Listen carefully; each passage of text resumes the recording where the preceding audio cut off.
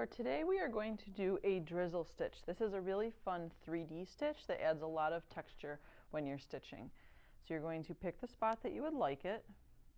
Oh, I forgot to tell you that I am using a size 3 milliners and a size 8 pearl cotton. You definitely need a milliners for this, and the pattern that I'm working on is Vase of Beauties. You are going to pick where you'd like your stitch, bring the needle up from the back. You're actually going to unthread the needle and put the needle in the same spot that the thread is coming out of. Then you're going to take the thread, wrap it around your index finger, flip your hand over, and on the back side you'll have an X. You're going to put the needle through this X. You're going to pull it down on the needle and make what's called a slip knot. You're going to do the same thing. Wrap it around your finger, flip it over, put the needle through the X.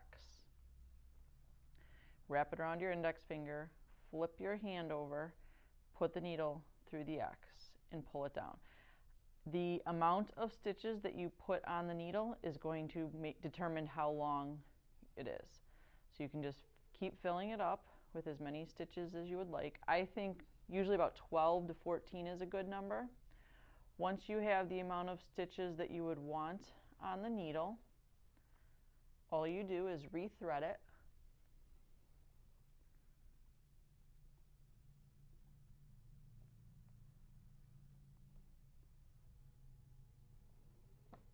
And pull the needle to the back.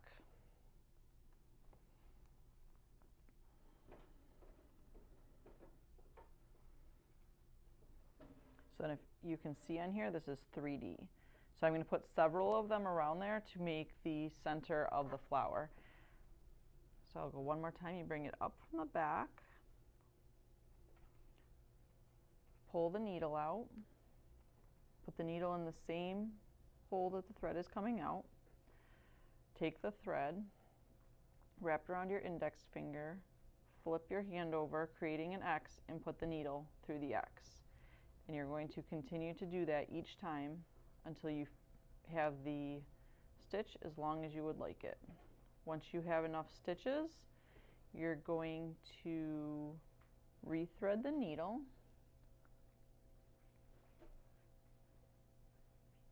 and pull the thread to the back.